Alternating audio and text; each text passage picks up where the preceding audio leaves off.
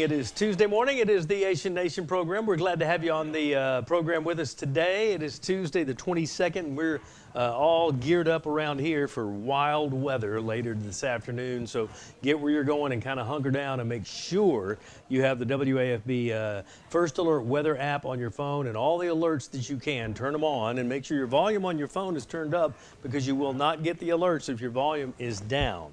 So that's just one thing I wanted to make sure I mentioned to you today before we get into the show. Great show for you today. Have you heard of the Gaither Vocal Band? They've been around for many, many, many years. Bill Gaither and Gloria Gaither are responsible for, oh boy, reviving gospel, Southern gospel, many years ago. And now they have just an empire. They're still on tour. They have a tour coming to Baton Rouge on Friday, April 1st, 1 week from this Friday. And Bill and Gloria Gaither are still touring. Bill's going to be 86 when he gets here on Friday, and still on stage with the vocal band. And his guitarist that has been with him forever, probably I think about 34 years, is with us today. And I recorded the interview so that he could be free today because he's got some things going on. Kevin Williams. Kevin Williams is a guitarist, a comedian. He's the funny guy in the vocal band. He's also their guitarist. He's been with the vocal band for 34 years. He's also part of Bill Gaither's Homecoming Radio Network. He has played in Carnegie Hall, the Grand Ole Opry, the Kennedy Center for the Arts, the Sydney Opera House. This man's been everywhere.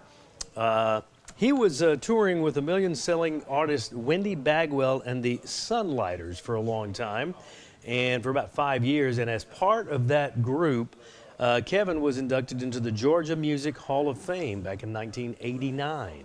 So that's he's an acclaimed music producer, currently working, he lives in Tennessee, currently working with some famous country artists that you would know.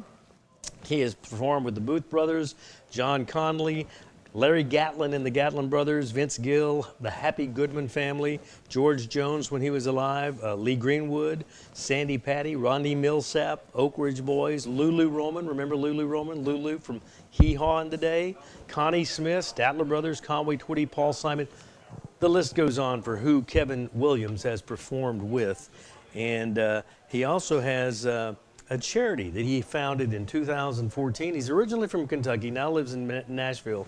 And it's called Kevin's Kids, which raised over $200,000 to benefit needy children in Kentucky just in 1 year. So or over the years rather.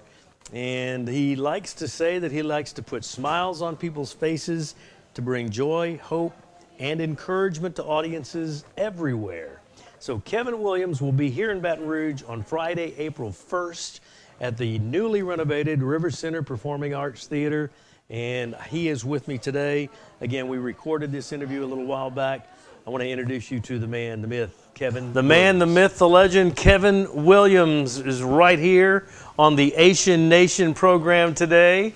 And well, first of all, thank you for joining me. I appreciate it so much. Yeah. Oh, this is good, Johnny. Good to be with you. And it is more myth than it is the other two. So just get the record straight. You've got a bio that I can't even read, or we would be here an hour.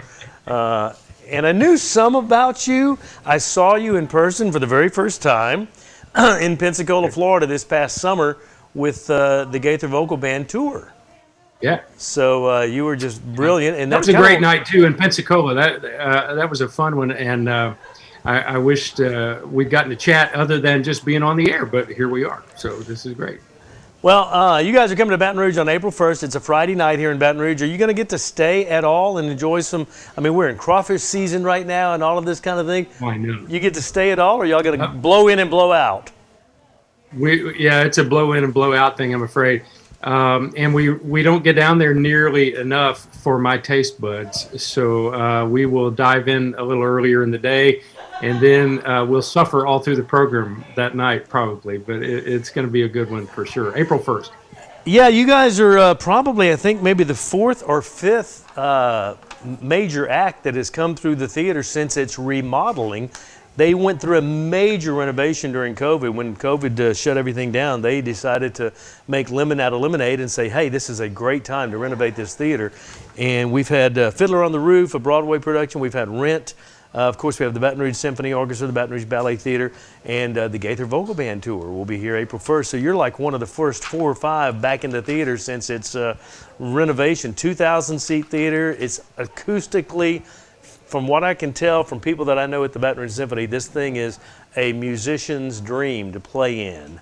Yeah, that's what I've heard. You know, we are so looking forward to being there too. What a beautiful facility, and I can't wait to see the renovations too. So, but we are privileged to get to do a lot of those older theaters. The theaters that are in the metropolitan areas that have been there for years and years and years, and I'll see where. 5 or 6 years ago, we were there and we scratched our name on the wall somewhere right beside Elton John and Rod Stewart, and you go on and on.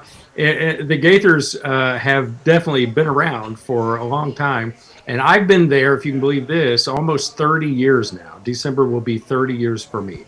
And it's just been amazing. And so to get to come to Baton Rouge again and get to eat some great food and sing with people that love to hear good singing, nothing could be better. That is fantastic. You've got such a tremendous background. You've been on the Opry.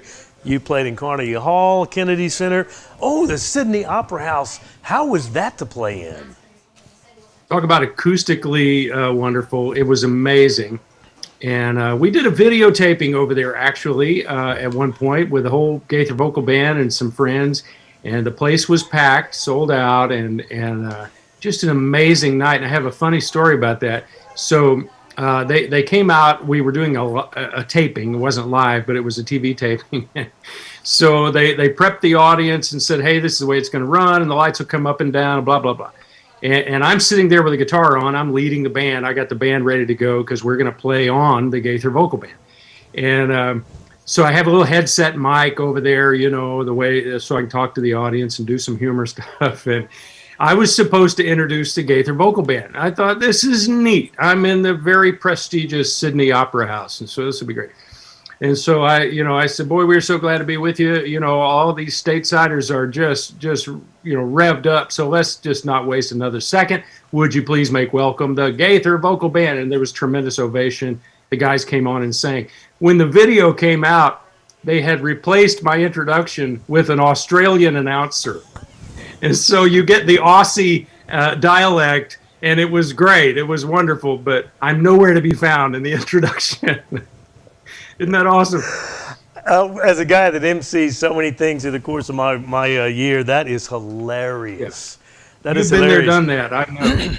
I MC'd a show one time with Johnny Mathis, and they were telling me, get out there, and you're going to be using the same hand mic. It was years ago. So the second you introduce him, he's going to pass you right shoulder to right shoulder, hand him the mic, keep going, don't stop. So we got about halfway through, and I was a huge Johnny Mathis fan. So and it was at the theater you're going to be performing in. And I got right shoulder to shoulder with him, and he grabs my arm and stops, and he goes, that was so kind. What a nice introduction. Thank you so much.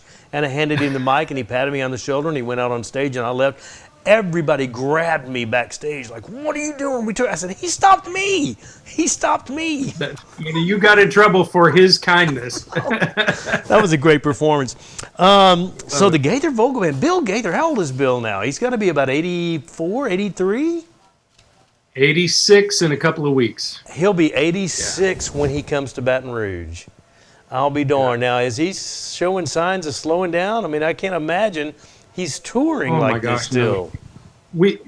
We have put the schedule the touring schedule to where it's very comfortable, so we're doing a little bit less dates than we were doing, say, right before COVID. But at the same time, he shows no signs of stopping. They continue to write. They're putting out great material. We're going back in the studio in a couple of weeks to record some more stuff. And it's his favorite thing to do is to get together, sing harmony with the guys he loves, and go out and communicate ideas to crowds. He's a school teacher at heart, I think. That was what he did before he did this as a profession. He was writing songs and teaching school. In fact, he and Gloria met because they were both school teachers. And so I think a lot of times it plays out that way. We are sitting in his classroom and absorbing ideas through songs or through spoken word, whatever. But he enjoys that kind of communication.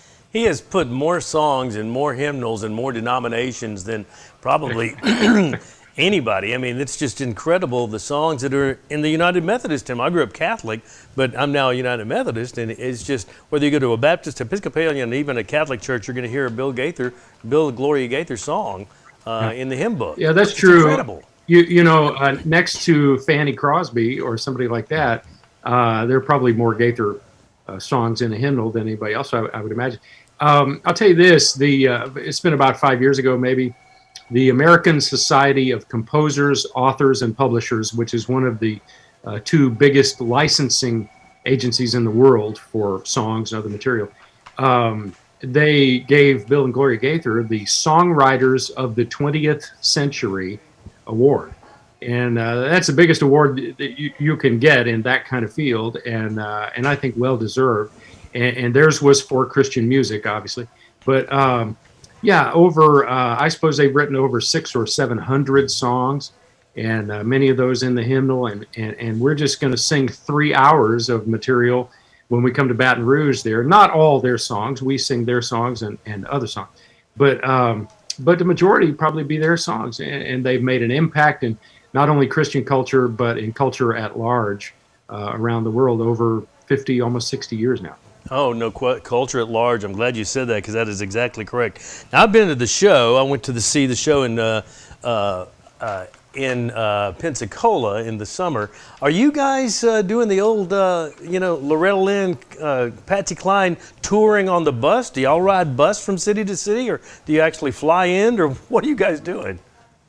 It's a little bit of a combination and depends on the venue, but I know for Baton Rouge, we're all going to jump on the buses. We have, I think, 3 buses on this tour, and pile on and ride to Baton Rouge. And that's the way we do it. It gets pretty cost prohibitive to fly. It's such a big entourage when you got, I don't know how many people we got out there, 20 something, even on a Gaither Vocal Band and Friends tour. By the time you bring crew and all of that along, there's quite a few people. So yeah, we love the bus, and we get to enjoy each other's company. We sing on the bus. Some of us, Wes Hampton from Birmingham, Alabama, is a gourmet chef, and so he'll cook something on the bus, and it's a pretty cool way to be with your buddies. That sounds like a reality show in itself. The Gaither Tour Unplugged or something like that. Yeah, really. The worst cook on the bus would probably be Bill. I think I saw him put a little block of cheese in the microwave for about 4 minutes one night until it was running out the corners, so that would make a reality show pretty well. Now, you in your own right, man, my goodness, you're working on a project right now with John Conley back in the 70s, Rose-Colored Glasses, huge top country hit. The Gatlin Brothers, of course, Vince Gill, George Jones, Oak Ridge Boys, Paul Simon, Statler Brothers, Connie Smith, Conway Twitty. Is there anyone, and I mean the list goes on, but is there anyone that you have not performed with that you would like to perform with in the future in your career? Boy, God has just blessed me so much. All my dreams have come true in regard to those people. Every person I get to meet now or work with is a blessing. I just got to play on this for you hardcore country music people, you'll know these names, but a Gene Watson and Willie Nelson duet. And I got to play the guitar on that, which is very cool. I continue to do that, to this day on recording sessions, and I produce and that kind of thing. And I've just met all my heroes. I got to play on their records. It's truly been fantastic. So anybody I come across now is a new friend to me, but I don't know that I have a bucket list of somebody that I would just love to work with that I haven't. I have never seen the Eagles in concert. I think that would be kind of cool. So I'll usually when they are playing Nashville, we are out on the road somewhere, So some people I'd love to hear sing like that. Oh yeah, Eagles, Rolling Stones, some of these legendary, It might be cool to do a duet with James Taylor sometime. As you're saying this, I'm thinking about it. Man, that might be cool. Let's create a little bucket list there. Man, you need to make that happen. I could see that. Yeah. Both of you guys on stools. Make some calls for me. Yeah, a call from me and $3.50 will get you a Starbucks coffee. Now you have a street named after you in Kentucky. Is it Russell Springs, Kentucky? That's my hometown, Johnny. Kevin Williams Way. Did I read that somewhere? Yeah. Isn't that great? I moved here in the late '80s for the music business, but that's a beautiful town that I grew up in. About 2,500 people, Mayberry kind of town, and I still go back there every year. I'm always working with the children there. We have a little organization we set up in 2014 called Kevin's Kids, and we work with economically challenged kids and raise money for them for needs like shoes and coats and clothing and that kind of thing. And it's very worthwhile. And then I do a concert there once a year. So May 14th in Russell Springs, Kentucky, I'll be doing a concert. I've got a surprise guest coming up, and Matthew Holt from the Gaither Tour is going to be there with me, and it's just going to be a wonderful night. So as a result of some of that work, the county honored me with a street named Kevin Williams Way, and it's the little street that leads to the middle school and the high school in the county. So metaphorically, it's the path to learning, and they chose to honor me that way, which I thought was really great and so appropriate that it was that street. So yeah, I like Kevin Williams Way. I never get my way at home. Now, Russell Springs is close to what city that we would know down here? Well, Somerset would be the bigger town there. It's about an hour and a half south of Lexington. Got it. So it's in the central part of the state, at the very southern edge, and it's horse country up through there, and you get a little further south, and it's farm country. Lake Cumberland is the beautiful lake that sits right there in my hometown. And so it's a great way to grow up. I learned some valuable lessons about life and loving Christ, loving people.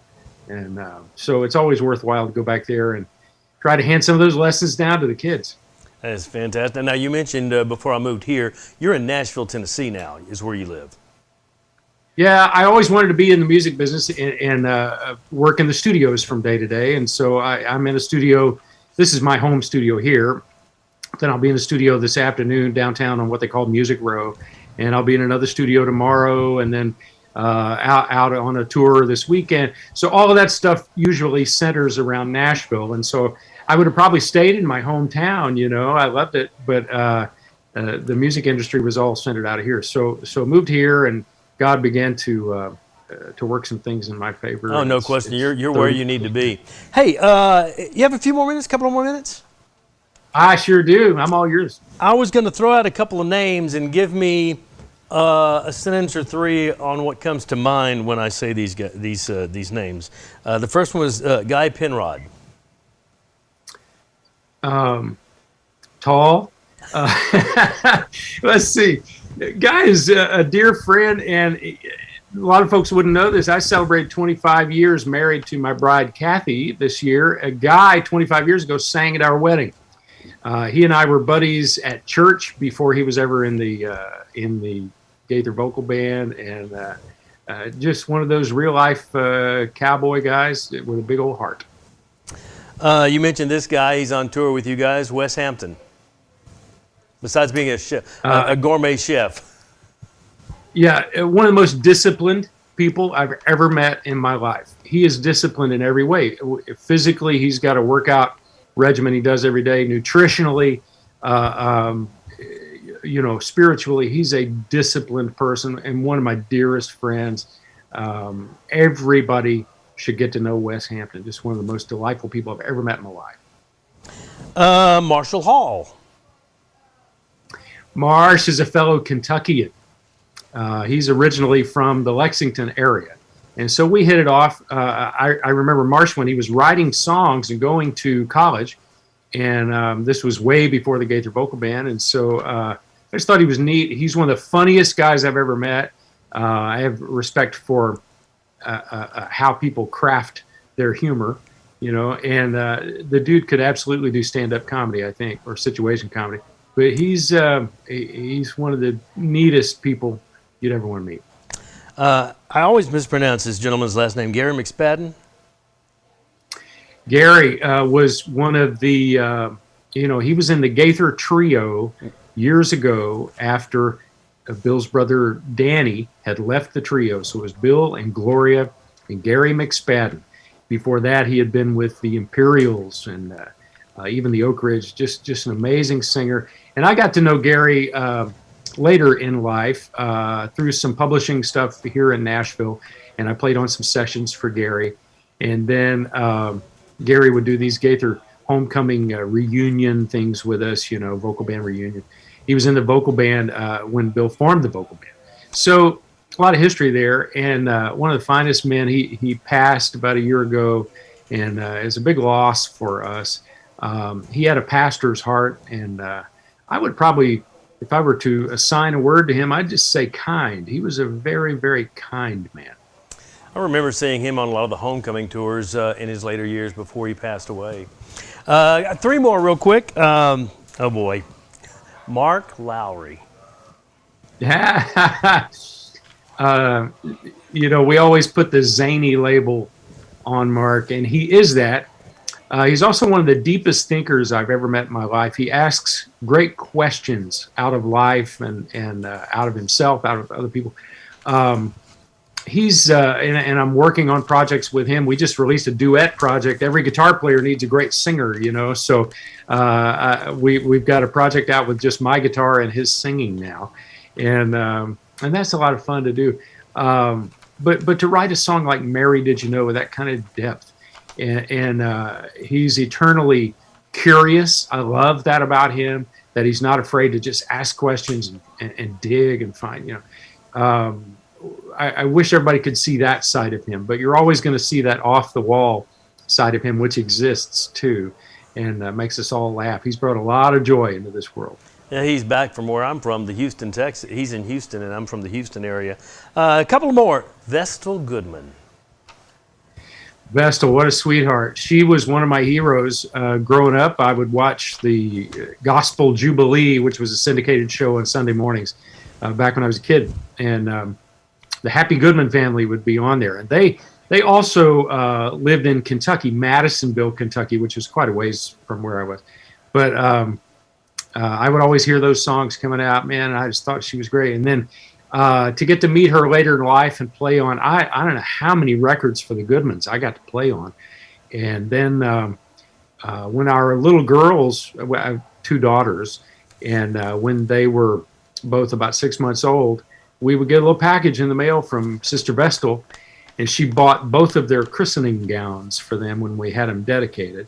And just precious, big part of my life. She would bring, I'll tell you a story, to the recording sessions where you have all these musicians around, and their sound was a very country sound with steel guitar and had a heavy driving kind of bass and kick drum flavor, but then country. Well, she wanted everybody to feel good, and she would bring banana pudding. She would make this huge pot of banana pudding and bring it. So I got to where every Goodman session I did, I'd bring a spoon, a big spoon, and I'd have it in my coat, And so about 3 songs in, they'd say, okay, who wants banana pudding? And I'd rip out my spoon, So, yeah, Vestal was a darling. God, what a loss. What a tremendous, tremendous legacy she left. And I think he sang with her, Johnny Cook. You ever know Johnny? Johnny, I knew the least of all of these that you mentioned. I did play on 3 records, I think, for the New Statesman. That was a group that Mr. Gaither had organized with Jake Hess and Hovey Lister, and then he put some new guys in there, Viney English, and Johnny Cook sang the tenor. And he was an amazing singer. I never had that many conversations with him, but I remember watching him when he was with the Happy Goodman family, and he and Vestal would trade off on that looking for a city He thing, just keep going higher and higher. No, it was amazing, truly amazing. You're too young to have known all of these people and played with like Ronnie Millsap and some of these country greats, and I'm sure you've had opportunity to hang out with, like you said, for almost 30 years with the Gaithers. What kept you with the Gaithers instead of moving on to some other type of touring group or another star? Because he and Gloria are both stars, no question. Wonderful question, and you're one of the few people that's ever asked that question. So I had offers down through the years. If you're doing any work in this town at all, and you begin to get offers, and I could name you the names, and it's not even important, but you would know all the names. So it was all enticing to me, but it was not my original dream. My dream that I committed to God was, Lord, if you can do something with this talent, I'll give it back to you. And I love playing all these styles. I love jazz and classical music. I love Spanish music. I love, just every kind of rhythm. I love African rhythms. So I will jump on any session pretty much stylistically. But if I was ever going to stand on a stage and represent something, I wanted that to be for Christ, and I wanted that to be pretty obvious. I didn't want people to have to dig around in my life to find that. I wanted it to be pretty obvious. So that was my little prayer at about 17. I prayed that. And, the Bible says, trust in the Lord with all your heart and don't lean to your own understanding. Acknowledge him and he'll direct your path. You know that scripture. So I bought into that. And then I think I hate to use the word temptation, because I don't even know if that's accurate, but the opportunity to veer away from what was a very pure dream and a very pure commitment, the opportunity to get away from that is pretty easy. And so I don't know that I possessed any great wisdom, but each time I would come back to what I felt like I was supposed to be here on this earth doing. And God honored that every time. And here, December will be 30 years for me with this wonderful ministry, the Gaithers, Bill and Gloria Gaither, and the Homecoming Tour, the Vocal Band Tour, the Homecoming TV series, Homecoming Radio, all those things that I've gotten to do down through the years. So there's no way I could look back and second guess any of those opportunities. I think I did the right thing, and I think God truly honored that, and I'm blessed. What a spiritual walk. I want your spiritual walk. I'm weak in my walk. I want that. That is so incredible, especially in a city like Nashville. Oh, my heavens, where there's opportunity right and left and right. This is just what a testament to your faith. I appreciate your words there, but I don't know that I think all of us are stronger on certain days than others. I know during that COVID time for a musician and a performer, we were all questioning, well, am I ever going to work again? What am I going to do? Am I going to, how do I turn this around? What do I do? And because there was 14 months where we didn't even tour, 15 months, I guess. And then the whole recording world came to a big standstill until we figured out we could do something. So there was just a lot of doubt at that point in what you see as a strong Christian life. And I'm coming clean about that. But I think as a believer in Christ, you have to commit that doubt to him, and he's not bothered by that. That's difficult for me to do sometimes, though. Well, I think it's hard for all of us. I don't think that's uncommon. I think if you come at this thing knowing that he has strength, and that we're not going to understand the ways or the means that he'll use to strengthen us a lot of the time. Where I get into trouble, Johnny, is God's supposed to do these things the way I see him doing them. It's supposed to be the outcome I have in my head, you know. And he uses a different. He says, "My ways are higher than yours." So if we come at it from that standpoint, and then there's a lot of scriptures in there where he says, just, you know, be still and see the salvation. Wait on the Lord. Oh, that's the hardest thing in the world to do. I'm not prone to waiting on anybody. I called you early today. I got on this Zoom early. That's who I am. But I think as a believer, that's the only way it's ever going to pay off for us, is if we commit that, even in our doubts, commit that, and then sit back and wait on the Lord. Yeah, I have to do that. I have to literally make a conscious effort on a daily basis to say out loud, be still and know that I am God. You know, I have to say that to get through the day. This has been fantastic. I cannot wait to see you again on stage. And you're not just a behind-the-scenes guitar player. I think people are going to be very, very entertained by some of your camaraderie on stage, especially the back and forth with Bill. Sometimes I wondered if you and Lowry actually irritated Bill with some of the jabs in there, but he doesn't seem to be irritated at all. You know, he has such a wonderful sense of humor. I found that out about him before I ever went to the vocal band. I had played on projects that Bill was producing in the studio. It's how we met. And he's intimidating. And so most of the players were intimidated by him, as was I. But I felt freer in a little, you know, smarty comeback or something, meaning no harm by it or no disrespect. I wouldn't want anyone to misinterpret any what they would think might be disrespect in there. This is all fun humor, because we Christians are too uptight most of the time, and so we need somebody to kind of make us laugh, and you know. Well, Mark Lowry put that right away. Put that away. Well, Mark is always the thing I've loved about his humor is he's over the top. He's in your face. He's zany. He's, you know, brash and all that stuff. And I was more the kid with the clever remark in class, you know, the kid that put something together and said it softly and everybody kind of laughed and it filtered through the room. And I'm a little more passive aggressive probably than Mark is. But I would say those things and Bill would respond. And we loved all the same comedians. You know, we would go back to Abbott and Costello routines, or especially I remember in the 70s, the Dean Martin roasts and all those great comedians that were on there. And he knew all of their bits and things. So that was intriguing to me, that this guy who seemed like was the gospel godfather had a love for humor and making people laugh. And so all of that stuff is in good fun and good taste and taken well by both of us. We can't wait to see you guys on Friday night, April the 1st, in the newly renovated River Center Performing Arts Theater right here in Baton Rouge, Louisiana. Kevin, any closing thoughts, comments?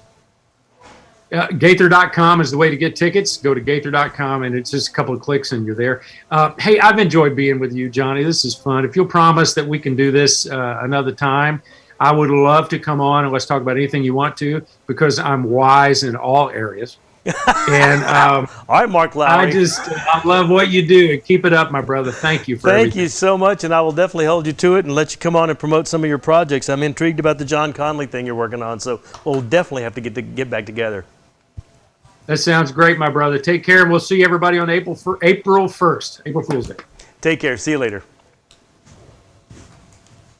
Thank you, man. Kevin, you were awesome. Hey, I kept you way longer than I was going to. Did I freeze frame? Did the Zoom glitch or anything? No, not at all. It did not at all, not one time. It's just fantastic, and you're great. I've got the highest speed Wi-Fi here.